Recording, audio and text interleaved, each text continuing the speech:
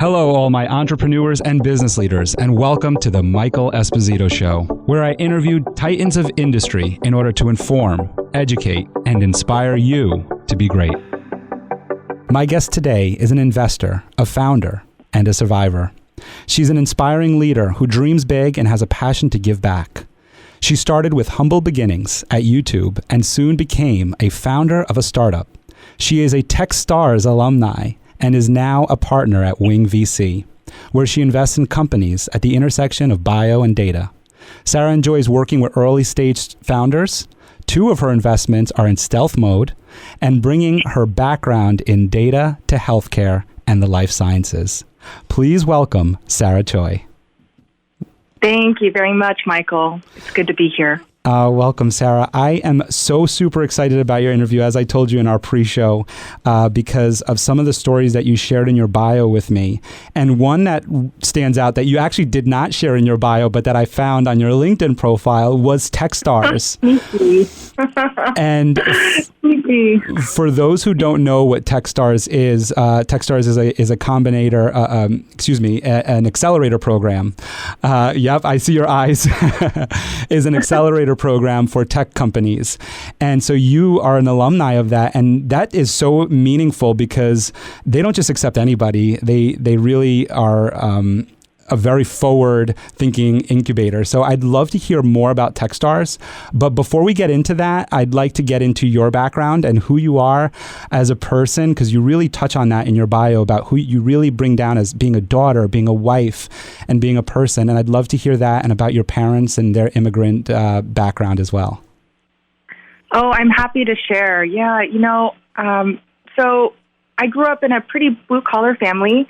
My dad worked at the post office for over 30 years, and I'm super proud of him and all that he's accomplished being an immigrant in the United States, not really speaking English when he came here.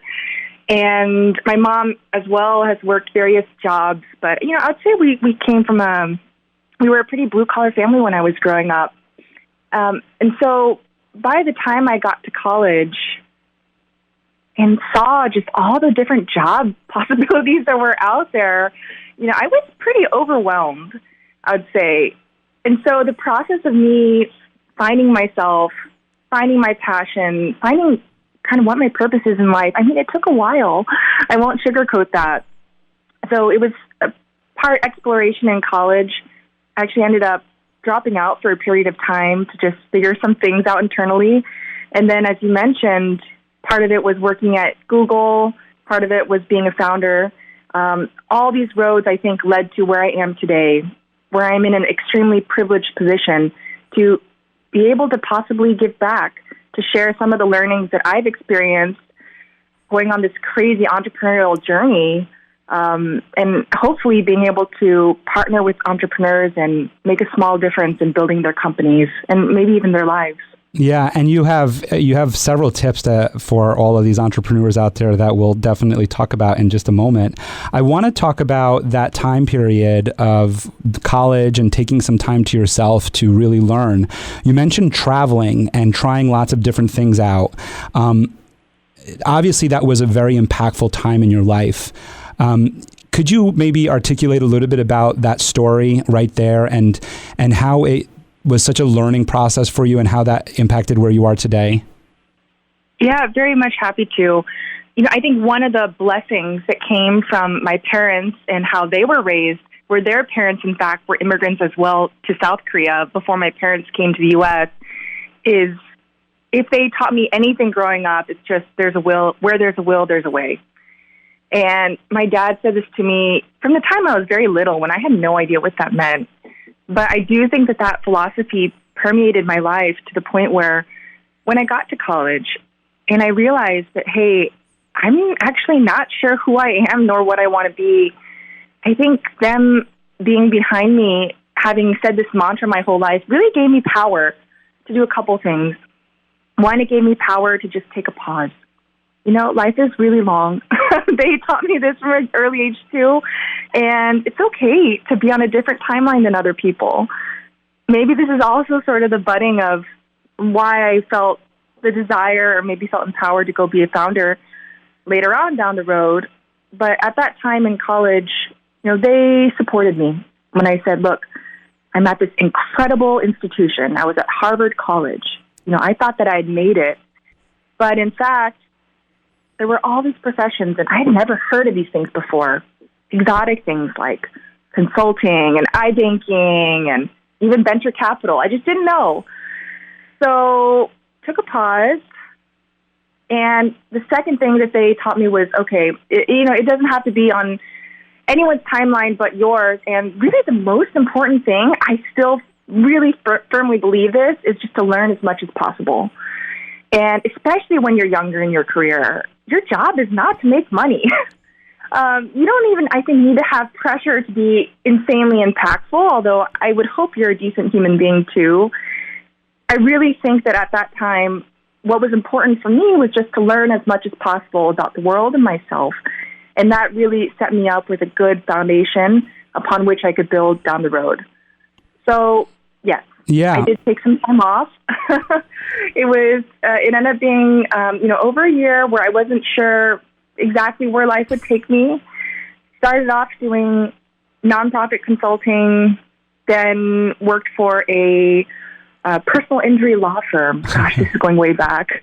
Ended up traveling to do some biology research with a professor.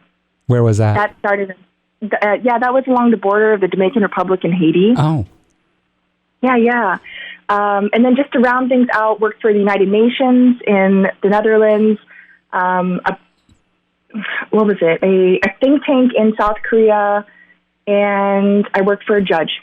That's what it was. I worked for a superior court here, sort of locally in Sonoma County. So you had some tremendous experiences. One that I can't go without bringing up for a moment here. I am, and I mentioned this to you in our pre-interview, is I am of Haitian descent, and so you did some NGO work for Haiti and the Dominican Republic. I know it was a long time ago, but could you just speak briefly about that with me? Because, like I said, that holds a near and dear place in my heart. Yeah, absolutely. Going for this biology research to this very remote area where there are animals endemic to the Hispaniola also meant that I saw some pretty big human rights violations at a point in time when I think I was very naive about how the world worked. And so it especially impacted me to see Haitians who would cross the border into the Dominican Republic build their families in much the same way my family was built in the United States. But because of corrupt practices that were happening at the time, although the children should have been Dominican citizens, they were born on Dominican soil, and that's what the laws were at that time, they were still not getting birth certificates. They were still being denied entry to very basic human rights enabled organizations, for example, schools, or even sometimes public transportation. Believe it or not, it was common practice in that area to have to show your paperwork in order to even board a bus. And so I was just flabbergasted. And, I think in my small way, I wanted to help and do something. So I started this NGO. We helped establish a school along the border on the Dominican side for Haitian children to attend, and also support a variety of efforts. Wonderful team of organizers, just incredible. Probably one of the first experiences that taught me that 1 + 1 truly does equal more than 2 when you're bringing people together. And so that organization does live on. And yeah, it's something that happened a long time ago, but I'm pretty proud to have had my small part in building. That's beautiful. And yeah, and I love that you also brought it back to what we speak about in the business world of, like you just said, 1 + 1 equals more than 2, which it does relate to the business world. And the reason why I kind of make that correlation for us right now is when we think about your background story and we think about this podcast that I do where I dig into people's background to then bring it to where we are today, how that impacts our lives. I'll just give you a little personal piece for me is I grew up, my mother is Haitian, and we would go to Haiti and we would visit the different orphanages that we support. And we still have our non-for-profit Forgotten Children of Haiti, and which right now we are doing a fundraiser for the earthquake victims. Incredible. Yeah, thank you for doing that. Oh, well, yeah, it's part of my nature, which is just like yours. But what I'm speaking to here is also how these experiences that you just spoke about all the traveling that you did and that time off, how that impacts where you are today, because you speak about that in where you are today as an investor and working with these founders. You speak to helping others. And so I could only imagine that experience that you had when you went to these different countries during that time that you were finding yourself, that is what impacted where you are today. Now, of course, that's something that's also innate in some of us, like obviously in yourself and in me. But like I said, to speak personally, I remember vividly being a 9-year-old boy in an orphanage in Haiti, in the backyard with all of the kids, holding hands and singing and playing songs with them, and remembering that feeling of like, I got to help them. And so wow. that's always what's driven me in what I do today is helping them and doing that. So it impacts us. Even the little things in our lives are what impact us today. I have another question for you, because you're of Asian descent. So culturally, the Asian background and then coming as an immigrant, culturally typically want you to follow the straight line of go to Harvard school, right? Go to Harvard Business School, which you did get your MBA, go to Harvard Business School and become a professional in some way, right? And you kind of went off of that track, and you said your parents were supportive of you. So obviously taking a different mindset from what is stereotyped as culturally what would be is definitely different, right? I'd like to just hear a little bit of insight on that, about your parents' thoughts on that, about maybe some of the pushback that you got from maybe other family, or maybe you didn't. I would just like to hear your thought and maybe changing the way that people see Asian Americans. Totally. Yeah,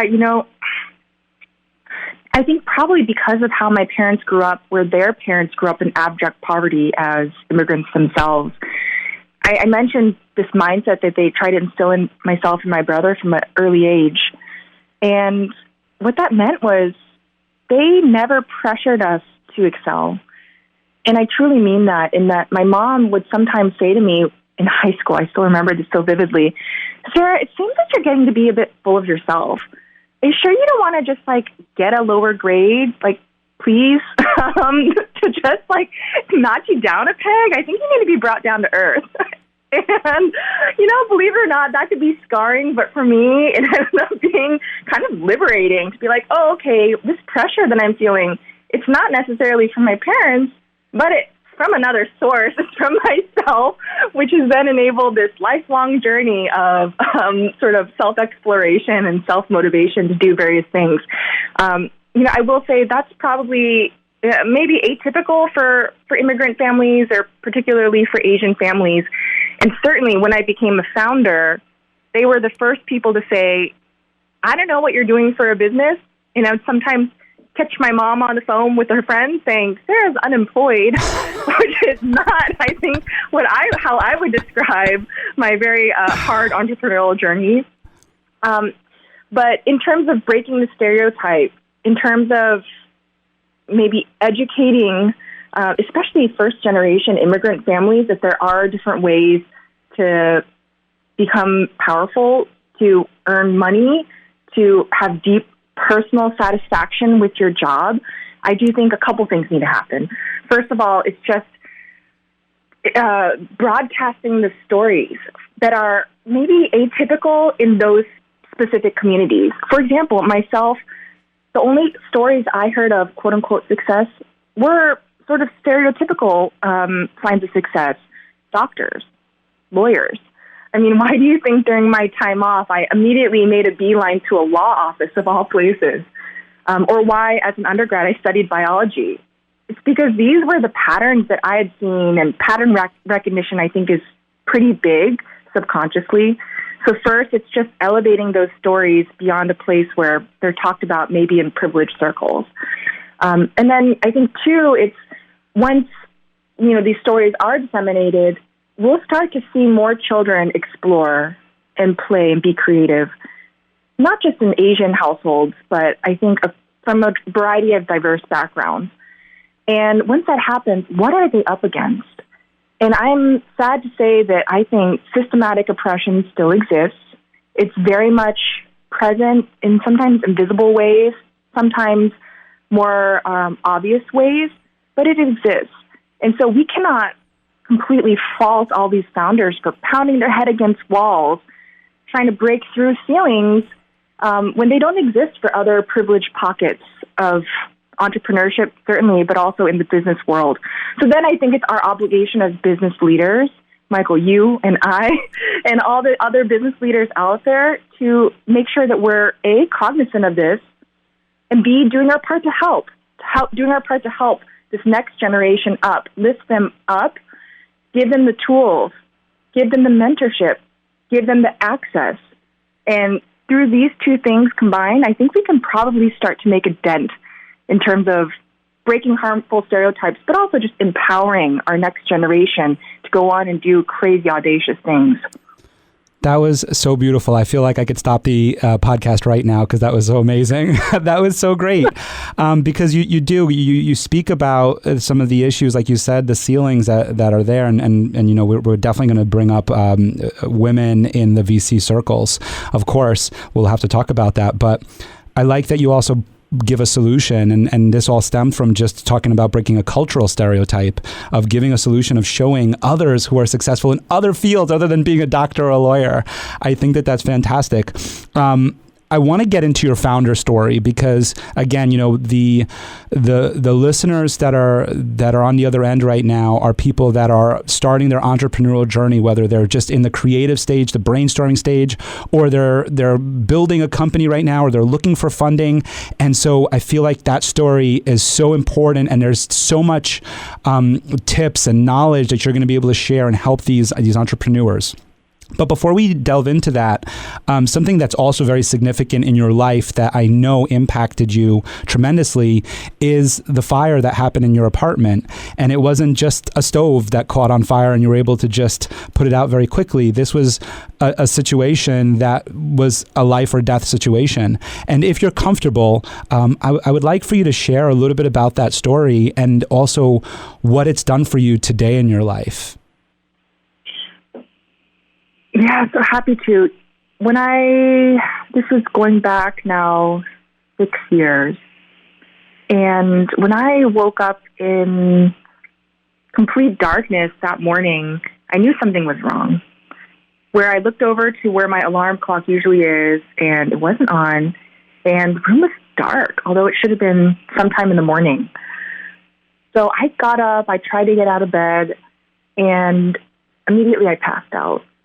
Where, unbeknownst to me, someone had been smoking and put their cigarette out in what they thought was a trash receptacle that would just flame out, and it didn't. It caught the whole building on fire. So I tried to get up, but I had inhaled so much smoke at that period of time that I would repeatedly pass out while trying to get out of this building. And Michael, just to let you know, the level of heat in this building was such that the windows had exploded.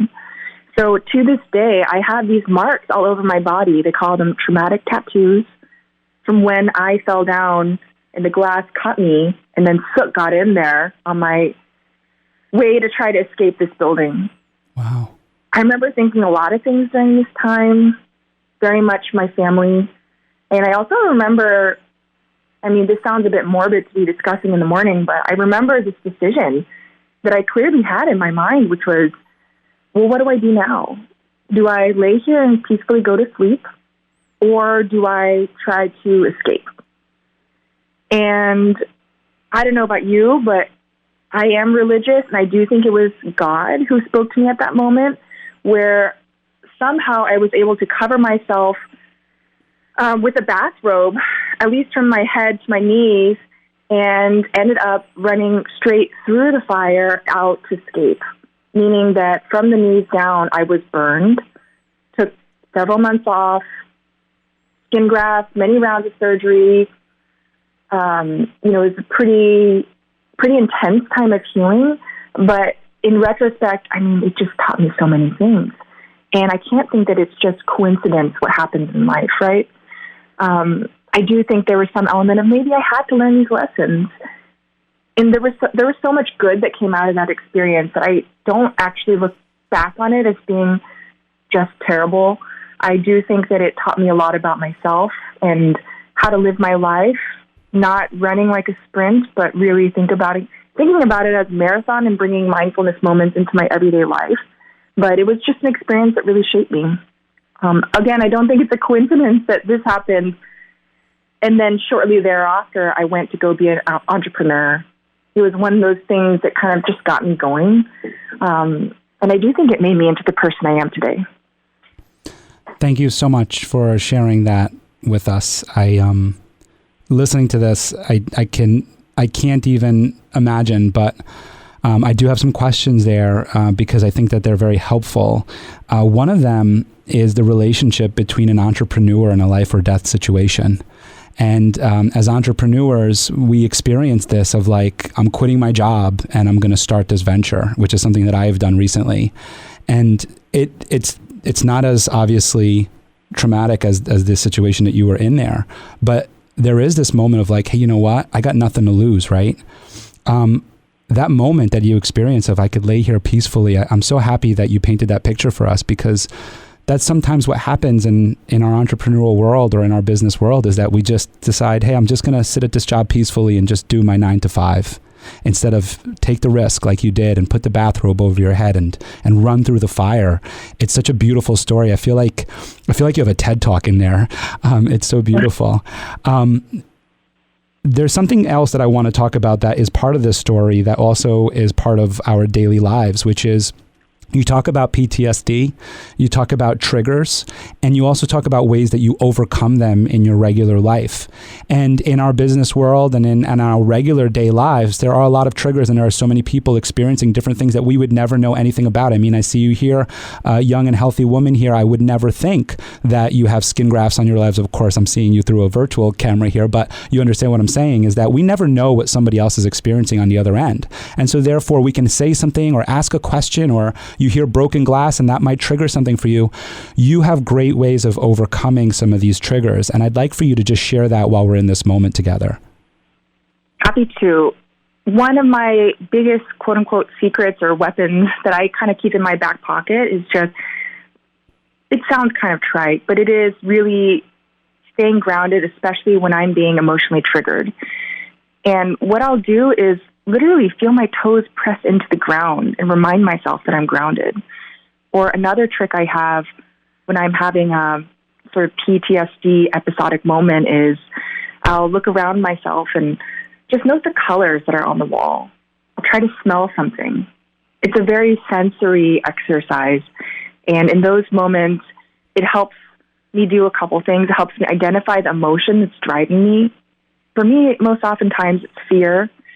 And then helps me almost look like a third person over the situation, as opposed to being so driven by my emotions, which, I mean, that can fail you. So it's important to have this other overarching perspective, which for me starts with these sensory experiences. And then after that, I make sure to have a posse of confidants that I can turn to. You know, especially, I feel like sometimes emotions can feel bigger than one person can handle. And so why should one person handle them? That's right. You should go to your posse of confidants and not feel ashamed to do that, because they love you and they want to help. And that's a lesson that I think I especially learned during that time. It's not, something that you're burdening them with. In fact, they really want to actively take away your burden. So I make sure to do that. And then probably the last thing is just being patient. I do think that life, if you're even living a great life, still goes up and down. And that's okay, and that's actually beautiful about life. Probably if the wheels aren't falling off at some point, maybe you're not going fast enough, or maybe you're not pushing yourself enough. So I expect those moments to happen. So for me, I just counsel myself to be patient, not to get so preoccupied just in the day-to-day. That's wonderful. And yeah, and so, it brings us right back to why we're having this conversation, which is all about your experience as well in the business world. And what you just shared with us are some tips that you had put in your bio that actually had to do with entrepreneurs and investing and different business savvy that you have. And so it is, these experiences that we have do teach us things, and they do impact us later on in life. And so obviously we see that in what you just shared. Totally. And I counsel my founders to do this as well. You mentioned earlier that there might be some similarities to draw from my experiences with the life or death experience and what founders have to go through. And I do think that there are some similarities, especially because founders, they have the weight of the world on their shoulders, it feels like. They're responsible for the livelihoods of their employees, not something to be taken trivially. They're also oftentimes tasked with bringing their idea to fruition, which in their case means changing the world in some small way or some big way. And it can be very lonely. And I recognize that. And it can almost feel also scarring. And I absolutely recognize that as well. So these are things that I don't just use for myself. I like to share with founders who are going through things as well. And then also on the point of having counsel around yourself, it's okay to also have a therapist, to have a professional coach too. I think there are many ways to assemble people around you to help you in those situations. Yeah, and you speak about that, about helping your founders and rolling rocks up hills. Somebody who helped you roll a rock uphill that I'd like to bring up in terms of your founder's story, and I'd love you to really go into you becoming a founder and getting into Techstars, because I am just so interested in that because of everything that I'm doing as well on my end. But somebody that we could start this off with is Jen Loom, and what she means to you and who she is. Yeah, Jen Lum. Excuse me. Lum, not Loom. So she was an angel investor in my company. And the background behind my company is I joined a company to lead product, and we did not have VC funding. And it was a crazy ride, still grew it to double-digit millions in revenue, ultimately failed. So the next time around, with the same team and my same co-founder, we were determined to quote unquote do things the right way. And what that meant for us was really getting the quote unquote right people involved at the early stages of the business and doing things like going through an accelerator to get very hands-on practical advice. Jen was an instrumental part of that early entrepreneurial journey. And I think in retrospect, I owe her a lot. There were the kind of obvious things I can mention. For example, the doors that she opened, the introductions that she made. And that's well and good and was extremely valuable, don't get me wrong. But also, I think what she did was she showed me that you can be successful and still have a role in giving back and helping founders succeed. And also, she was my thought partner. If I had a problem that was going on, she would show up with her notebook in hand. We could even get on the whiteboard and try to figure it out. And being in the trenches with her was so incredible in those moments, especially in those moments where I felt very alone, that looking back, I think that I owe her a big debt. And she's probably part of the reason why I decided to go down this venture route, if I'm being honest. It was through positive examples that she set. Yeah, I was just going to ask you that about how you bring some of that work into your world today with founders. But first, while we're still on Jen Lum, I just would love for you to share that really funny story about when you and your partner were having some difficulties, and so she set up a meeting between the three of you, and she didn't show. Oh, yeah. Actually, so this was, I feel very lucky to have a lot of incredible women around the table in my entrepreneurial journey. So this is actually a story not about Jen, but about our lead investor, who is female, which was pretty rare, I think, at the time. But this woman made an incredible difference in my life as well. Her name's Katie Ray. And when my co-founder and I were having co-founder issues, which is 100% normal, Katie told us to meet her at a bar, and she said, "We will work it out. We will get through this together. I will help you guys. Meet me here at this bar in Brookline at this time." I said, "Okay, fine." So we went there, and my co-founder and I were sitting there. 5 minutes go by, 10 minutes go by. We're like, we might as well just order a drink. We order a drink. We start talking. 15 minutes goes by. Maybe half an hour late, Katie Ray strolls in And she kind of puts her arms around our shoulders and goes, "Are your problems solved yet?" I'm like, "Katie, did you do this intentionally?"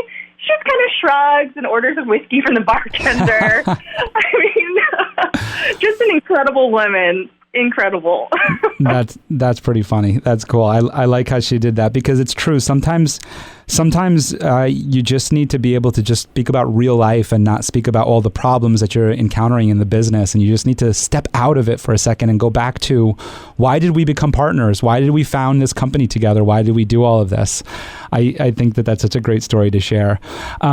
I just want to go into a little bit about the loneliness in the entrepreneurial journey, and where that support team comes in. You mentioned about putting the right people around you, and I'm experiencing that right now. So I'm right now in the process of founding my insurance company, which is more than just a regular little brick and mortar store. Nothing against those ones, but I'm trying to make something, like you said, disrupting the industry, something different, something that changes things. And so for me, it is sometimes lonely, and I only noticed it was lonely in the moment when I actually ended up hiring a financial consultant. I already had a business coach who was helping me through this, but I hired a financial consultant because numbers aren't my thing. And when they came on board, I was like, oh my goodness, this is so great. Like, I have a partner here who is helping me with this, and I felt great. And that's when I noticed, I was like, oh, I was feeling lonely. That's why I was being so scared. So I would love for you to just share that a little bit, and about how putting the right people around you really helps with that, about that loneliness. And because it doesn't always go away, but it helps in moving your plan forward. Right. There are a couple of things that I want to unpack there in what you said, because I think that's so spot on. It was something you said about knowing yourself and knowing who the right person was to bring in to augment what it is that are your core strengths with their core strengths. And, part of that, I think, is speaking to the loneliness point. Founding a company is about having access to, in my opinion, sometimes privileged information, and building something that's bigger than yourself. And so those two things, I think, were perfectly encapsulated in what you said, where if it's, unpacking access to privileged information, maybe this finance person knows something you don't. And that is great. And you should harness that power and continue to seek advice, mentors, and employees who can make you bigger and better than what you are today, and not be afraid of that, right? And not have pride about that. That's just good leadership.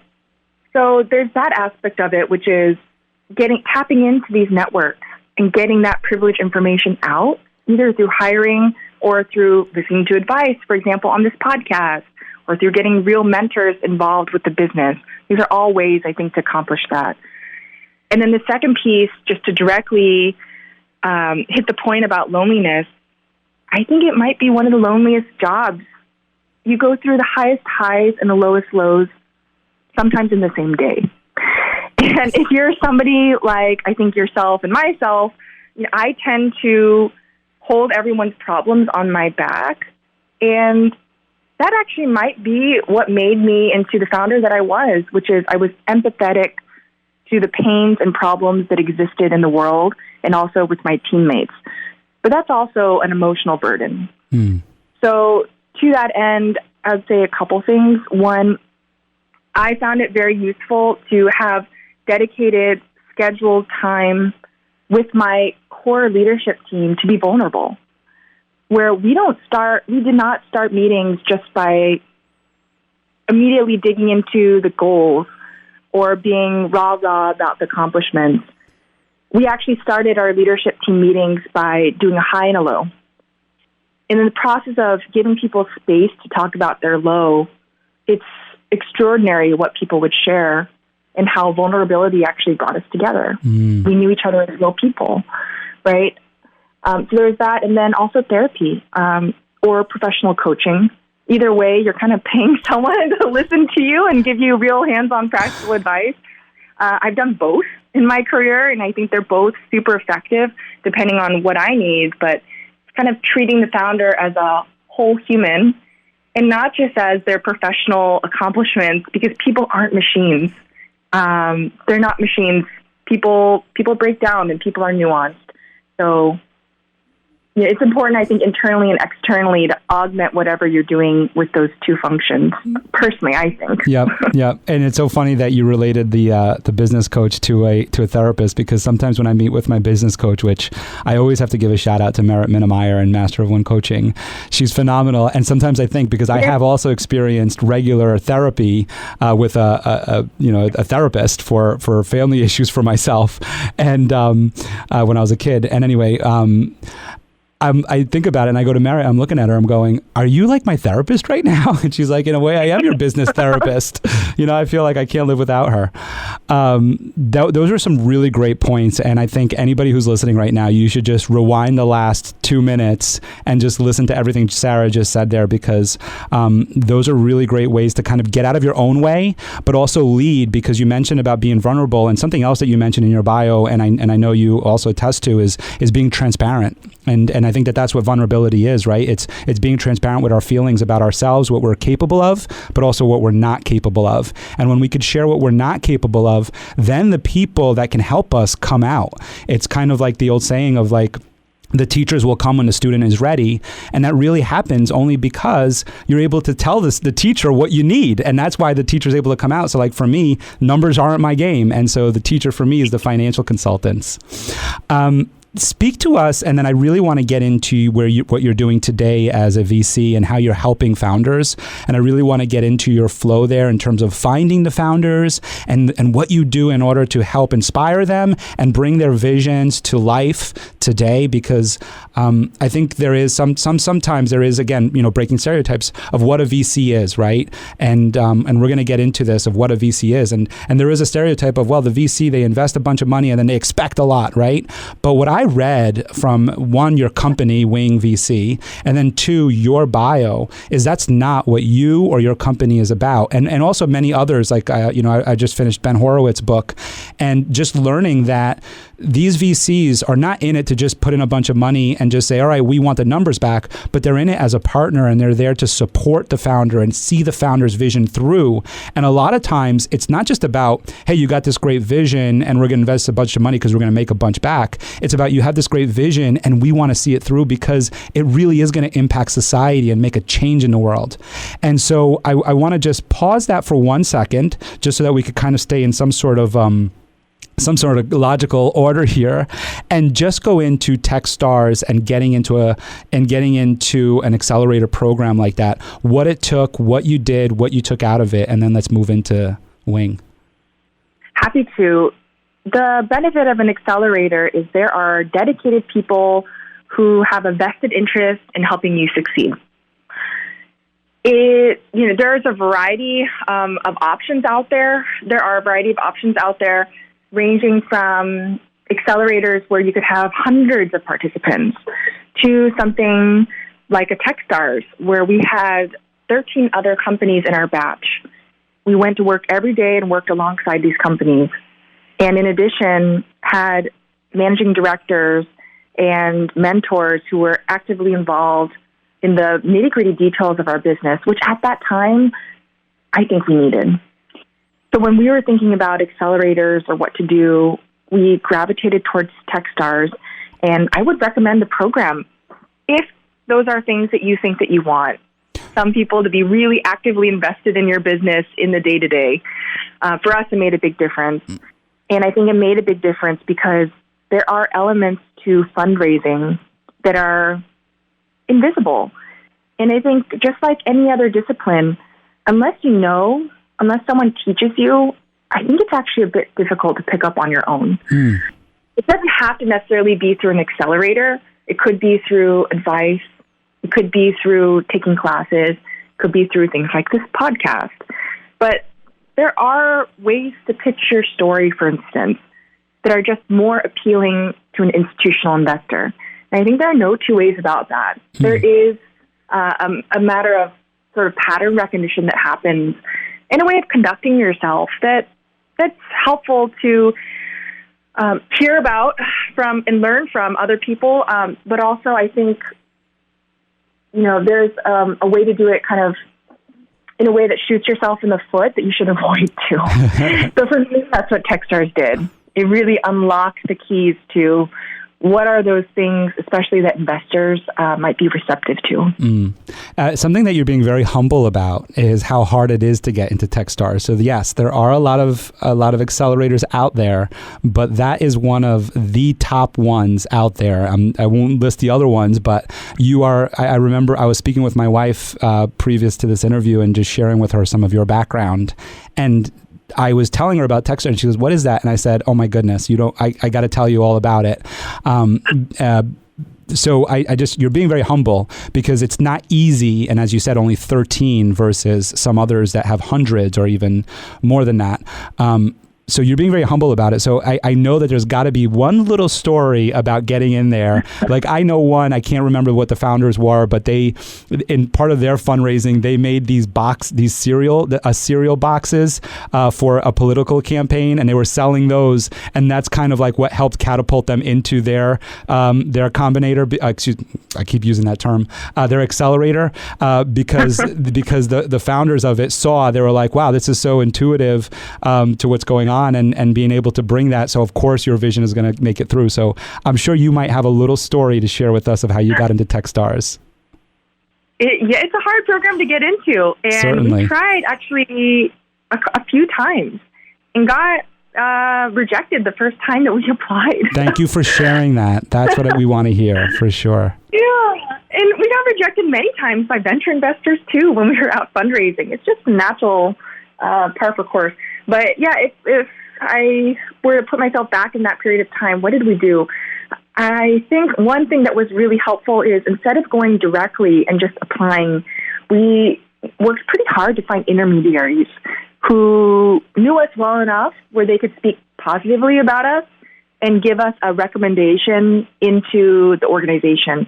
Because you have to remember, these managing directors, they're looking at hundreds and thousands of applications. And I wish I were that clever to have a cereal box or whatever it was to stand out. But unfortunately, I am not that clever. So we did network. We drew on alums. We drew on coworkers, friends. We drew on our personal networks to try to find intermediaries and got some good referrals into that program. But still, first time we were rejected. And then after we were rejected, we at least had the benefit, which not everyone does, but we at least had the benefit of having a phone call with the MD who told us why. And we really took that to heart, worked on the company, decided to reapply to a different program in a different state, and thankfully got in at that point. But, that's kind of what I mean by privileged information. Maybe had it not been for his feedback that first time, we wouldn't have gotten in the second time. And it's just the process of discovering and unpacking all these nuances and slowly shaping your story in ways that make people more receptive, or even sometimes making material changes to your business through this advice that we were, in this case, able to get into that Techstars program eventually. Yeah. And, that was so great because, I think that most entrepreneurs hit a wall, and, in terms of investment, in terms of finding people to just catch on to their idea, and then they stop there, or at least not the entrepreneurs, most people that stop being an entrepreneur and just go back to their 9-to-5. But that's where the entrepreneur comes in of saying, I'm not going to stop there. I'm going to keep going and find different alternate ways. I think a great piece that you just shared there, because I was going to ask you to unpack that a little bit about the imaginary and some of these things that you learn along the way, but it is the networking. And I think I just want to just expand on that just a second here, just for our audience, is that what you just said there is take a look at your network, take a look on LinkedIn. I mean, LinkedIn is such a great tool. It's how I got you here, right? LinkedIn is such a great tool of taking a look at your network of, yes, these certain people. Who do they know? Who else do they know? And how can you meet them? Warm introductions in sales is very important because it helps you land the sale. But it's also important in getting what you want in life too, as an entrepreneur, in terms of what we're talking about here, of getting investment dollars. And I would assume the same with even being looked at from your investment firm, right? I'm sure you get a lot of founders across your desk. how do you end up, going through the stack? A lot of times, if it's a phone call from somebody that a business partner who you trust, and they say, hey, could you just dig through to number 10 over there? You're going to look at them for them because you trust the person who's presenting them. So to our listeners, look at your network, take a look at the different people in your network and who they know, and start speaking with them. And another great tip that you put in there was the alumni network. So they might not be a part of your network, but you might see this person graduated or was part of a program that I want to be a part of. Let me reach out to them and just listen to what their experience was like and build a relationship from there. So I thought that was just really fantastic and just moves us right into what you're doing today. And I thank you so much for sharing some of that experience with us. So where you are today, right? So let's just talk a little bit about your morning routine. You and I share a lot in common there, where we'll get our coffee prep for the next day so we don't have to worry about that. And we do some meditation, but then you spend a lot of time with your founders and finding new founders. So you can go backwards a little bit here or just go wherever you'd like to take it from here about what you're doing today as a VC, and maybe, like I said, breaking some of the stereotype of what VCs are. Yeah, my job is to partner with exceptional founders, extraordinary founders, and help them succeed with their world-changing ideas. So part of that is definitely finding the founders to begin with. But the portion that I think most people don't talk about as much is a big part of my job is also after the investment, being a thoughtful partner, just like Jen was to me or Katie Ray was to me back in the day, in order to help avoid costly missteps, which in startup land means time and money, which are the two reasons startups fail and die. So in terms of my actual day-to-day workflow, I spend a lot of time actually talking to experts. We talked about intermediaries before, but these are folks who would interface with founders, but are also our experts and professionals in their own right. And oftentimes they're instrumental in helping me think about how the world will be in 10 years, in addition to potentially knowing about innovative founders who also seek their counsel, given where they're employed, or maybe just given their position of high standing in whatever community it is. So I do go talk to the experts. These can be professors, heads of innovation, potential customers for my companies, and I meet these founders. And I do have a policy where I will take a meeting with any founder, and I have open office hours to do so. No guarantees I can be helpful. I'm an enterprise investor, and I specifically focus on health tech and the life sciences. So if you're a B2C founder, I'm probably not going to be super helpful. But I do keep my door open, so anyone can come talk to me, even if it's just to say hello. SARA@wing.vc is my email address to do so, or look me up on LinkedIn. And a good portion of my day is spent talking to founders, figuring out what they're working on, giving them counsel. And then, of course, the last piece is just being in the weeds with my companies, helping them solve gnarly problems, helping to open doors for them if I can be helpful post-investment. And again, that takes up actually quite a large part of my day. Yeah. So let's just speak about your founders and how you, I guess, vet them out, right? And let's stay away from the verticals that you're in, which are healthcare and everything. So obviously, you just mentioned it that if you're B2C, it's probably not a good fit for you. But just speaking in terms of the founder itself, of what you're looking for, what makes someone a really good prospect for you, and not someone, but their company. So in other words, obviously the financials have to line up, the need has to line up, and then of course there's some character traits that you want to see in your founder and that they're able to bring into their company and their culture that they're going to be bringing out that you want to align with. So I'd like to just hear a little bit about that, about how you vet out your founders when working with them.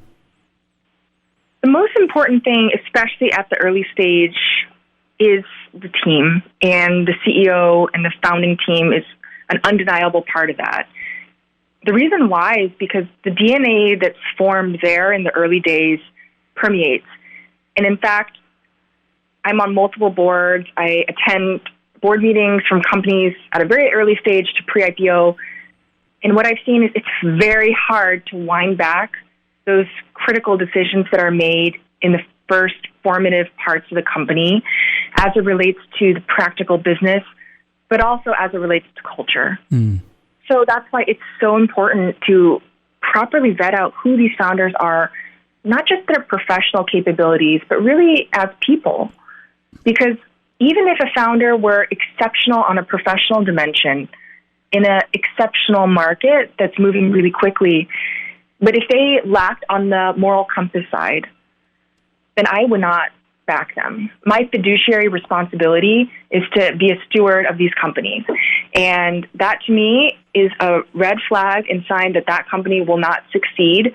And I do not want to have anything to do with that company, because a leader who is not moral is destined for failure, in my opinion. And we should, as society, ensure that these leaders who are not moral do not succeed. They might temporarily succeed and look really flashy, but I don't think that they succeed in the long run. So I do look at the founders and really vet them as people, make sure that they're really good people. Also, I'm going to work with them potentially for 10 plus years. So besides the business aspects, I don't want to waste my time working with people who I do not respect. And that's the core number one thing that I look for at an early stage. And then after that, market absolutely is a really big consideration. Michael, I think you'd actually be surprised how many entrepreneurs pitch me without having a really detailed understanding of the market size or their place within the broader market, because they're so focused on their company and maybe the next 1 or 2 years. But my job is actually to look at macro trends spanning 10 years and thinking about markets and how they move, to be able to spot those really big winners. So number 2, I'd say, is the market. And please, entrepreneurs, if you're listening to this, don't forget to do a very thorough diligence and investigation into your market size, because you wouldn't want to start a business and find that your potential is capped because the market is just too small. That is a great advice. Thank you so much. And I loved your passion in when you're speaking about people's character. I agree with you 1,000%. I was fortunate. I have such a great network of people around me who have very similar values. And I reached out to somebody who I hadn't been on a board with or worked with. I only networked with her once. And I reached out to her for some to speak about advertising with her company. And I love that she had sent to me in her email, we want to make sure our values line up. And she knows me from the outside. I actually had her on my show, my previous show to this. So she knew me already.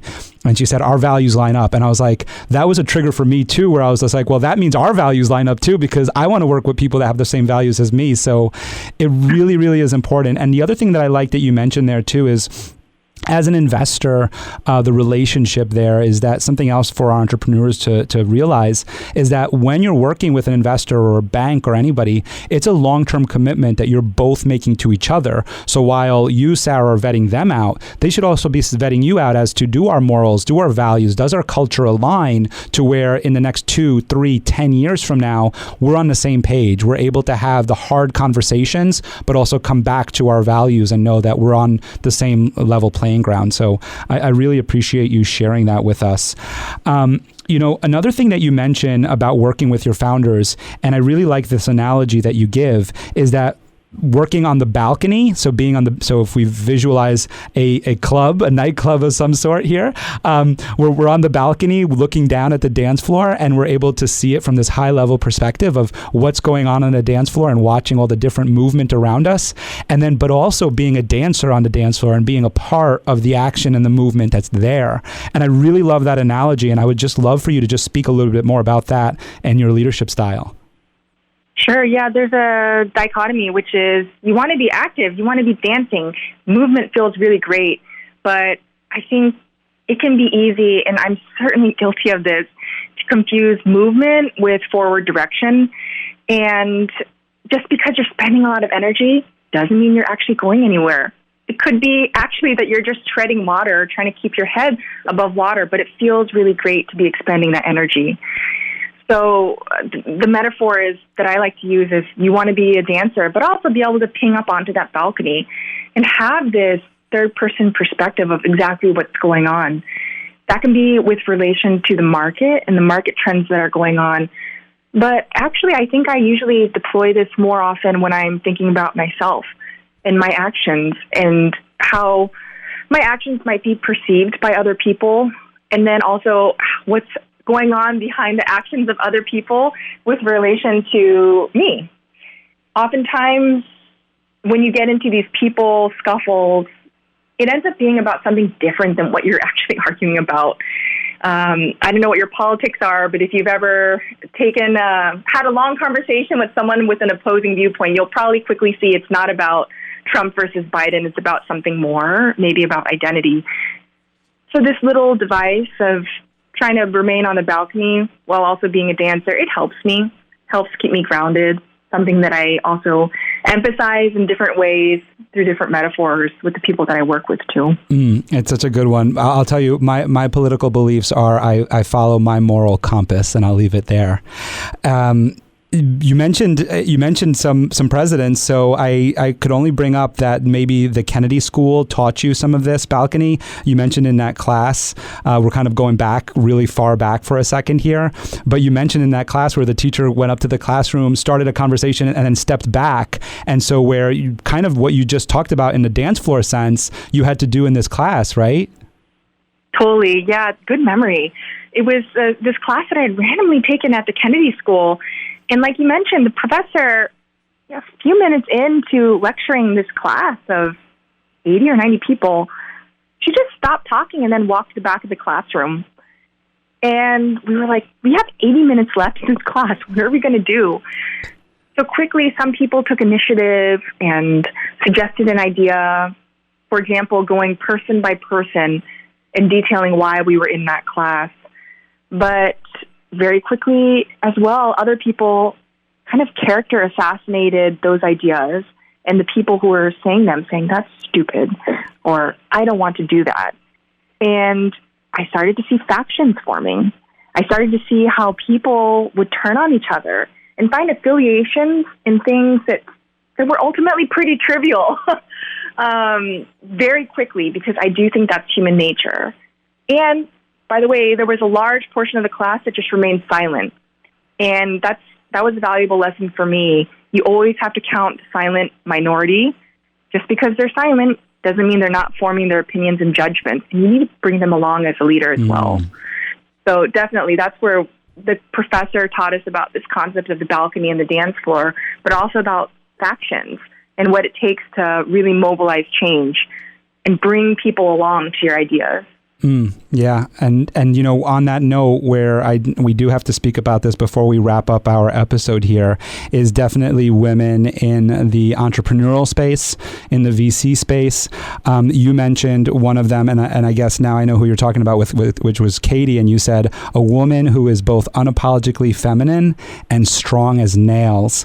And since we're on this topic of the silent people there that also can make change, sometimes this is silenced, right? And so I like to, when I have someone on that can speak to this, I like to be able to bring that up and maybe just share your thoughts on it, or what, again, breaking different boundaries and being able to cause some change in the world.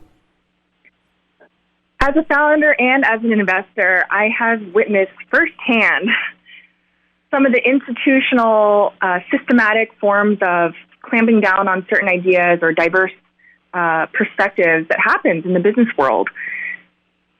As a founder, the cold, hard reality is about 2% of VC funding goes towards female founders. And that number is declining. I don't even need to say anymore. I think the numbers speak for themselves. That is appalling. And when it comes to venture capital, there's a lot that's said about how venture capital is becoming more diverse. And that might be true, but if you actually peel back the onion, all investors do not get the same form of compensation. Most of our compensation comes from carry. And in order to get carry, typically you need to be pretty senior. And people who are senior get an outsized portion of the returns. Therefore, they have money. Therefore, they have power. And the majority of those people today are white men.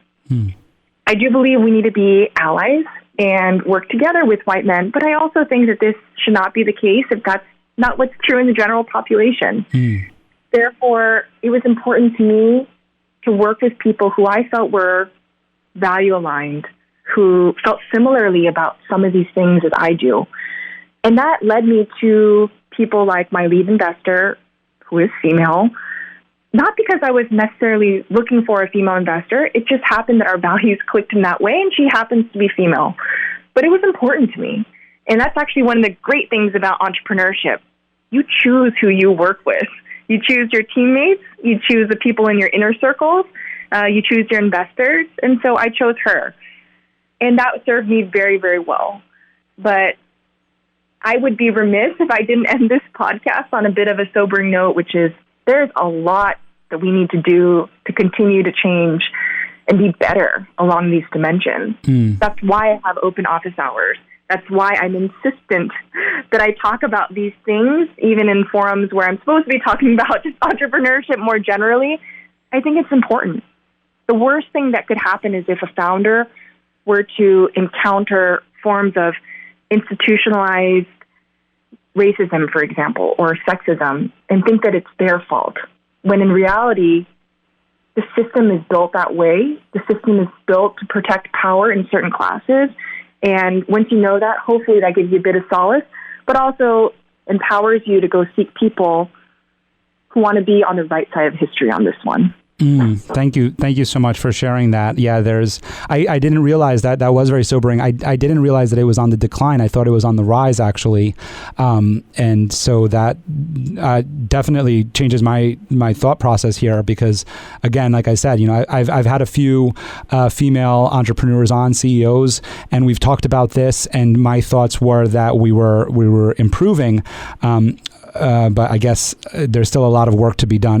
Which I mean, when we say 2%, even if it's improving to, let's say, 3%, there's still a lot of work to be done, right? And this is not just for females. This is for minorities and every other race, culture, gender that there is, and all the different things there. But I also just want to go to the solution because I do like to offer solutions here. And Sarah, a solution that you have shared with us is that you do have those open hours. And I think that that's such a great solution that you offer there. When you said it earlier on, I was like, wow, that's really amazing. So in other words, I could just book some time with you and kind of pick your brain. And I absolutely love that. I have done that for my public speaking coaching business that I do, where I say, I'm a Toastmaster. I always tell everybody, just book some time with me, and they do it, and I just have so much fun working with them and coaching them one-on-one, and I don't get any money out of it or anything, but so much fun. But back to you and what you're doing there is that you're offering an opportunity for maybe a female entrepreneur or a minority entrepreneur who just feels that the world's against them, and here is somebody that can help them. So I really appreciate that, and definitely pop in with any other solutions that you have here. While we're speaking about your culture and your cultural background, a way that I like to bring our podcast towards a close to some extent, unless there's, of course, more that you'd like to share on the subject that we just spoke about, is about some of the philanthropic work that you're doing. And your Asian community is very important to you, and as it should be, right? And so I would just love to hear about how you're helping and how you're working in the Asian community today and some of the initiatives that you've started. I think it's important, just this idea of community and the power of community to really make a difference.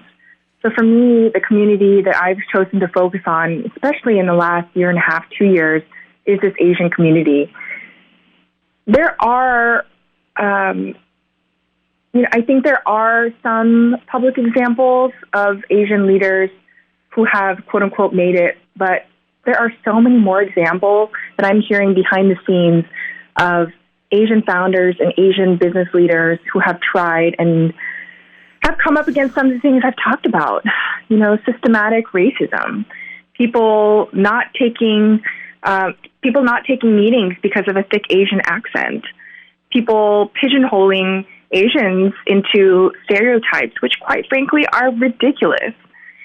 So I aim to do my small part, and I think that just starts with, for me, gathering together community of business leaders who want to make a difference, so communities of investors, but also operators, and then translating that over into, for example, donating to classrooms where The students primarily come from low-income Asian backgrounds, or offering a word of advice and having our doors open to help those founders, actually, it doesn't even have to be founders, just to help those young business leaders who think that they might have an idea for something but haven't necessarily had that word of encouragement, get that word of encouragement from someone they respect.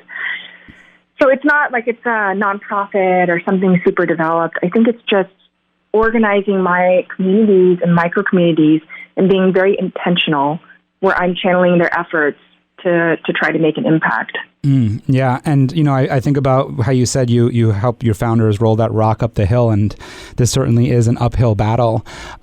Outside of, as we just talked about, outside of opening your door and having those open business hours and some of the initiatives that you just said that you started with the classrooms, what are some other, maybe outside of the box, or some other simple ways that we, outside of just your Asian community, can make some of these changes, can start doing our own initiatives and be able to open the doors and get rid of this issue that is happening?